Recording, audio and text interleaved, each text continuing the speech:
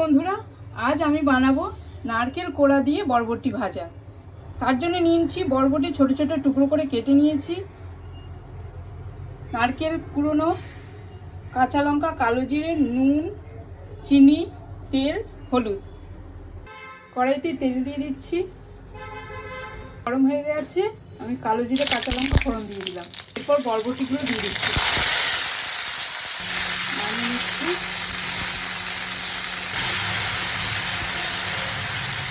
দিয়ে দেবো নুন, দিয়ে দেবো হলুদ।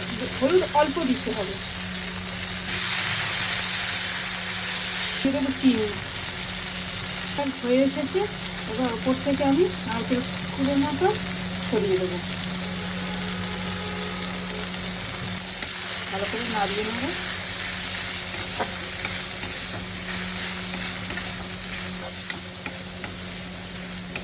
বরবটি ভাজাটা হয়ে গেছে, এবার আমি নামিয়ে নেব। গার্নিশিং করে দিচ্ছি। নারকেল দিয়ে বরবটি ভাজা আমার কমপ্লিট হয়ে গেছে। এবার গরম গরম সার্ভ করব। নমস্কার।